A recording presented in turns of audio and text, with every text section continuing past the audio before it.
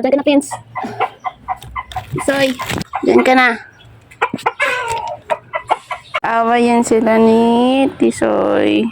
Ayun si Tisoy, oh. Yun. Grabe. Kaya hiniwalay ko. Prince.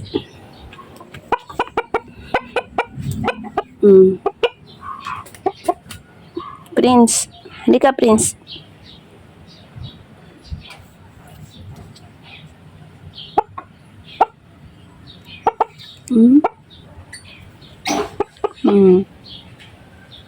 Wala akong choice kundi i-separate kasi ano din eh, grabe din ang ano niya kay Tisoy.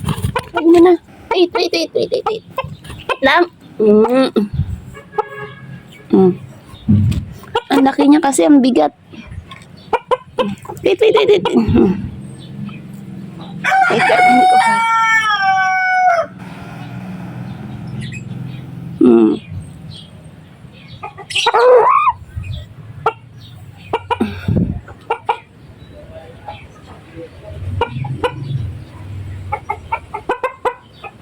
Ayan. Medyo okay na yung piluka niya. Grabe. Ubos ng ano ni Tisoy. Kalbo na siya halos. Oh. Balik na natin. Yeah. May mangga sila. Oh. Tsaka kangkong. Feeds. Prince.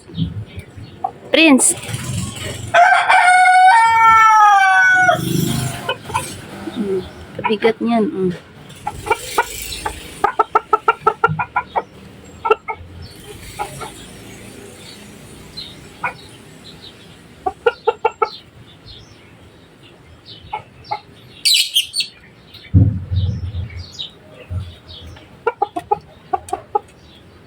Chiki.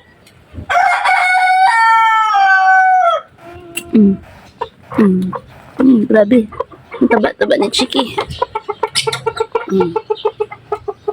Bigat-bigat mo na, Chiki. Eh, para may egg ka. Ang bigat-bigat nito. Chiki na. Chiki.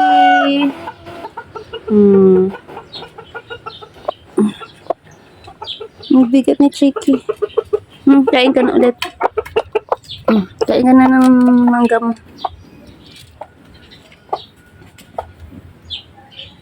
Kain na naman siya.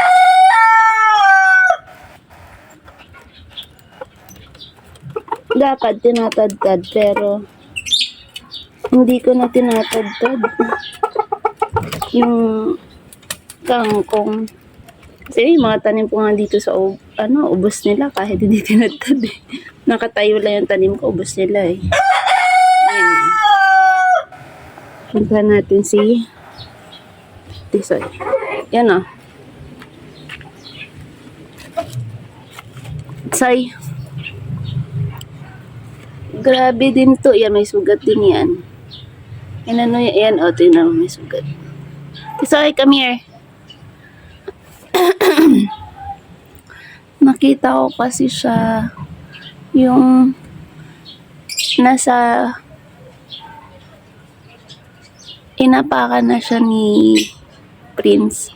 Ang daming sugat ni Prince pero yan, siyang nanalo sa kanilang dalawa. Napakan niya sa liig si Tisoy eh. Buti na nakita ko. Kaya yan muna, outside muna siya. Ayan. Binilhan ko ng ganito. Kesa naman magpatayan sila. Yung palong ni Tisoy, oh, hindi nag-grow.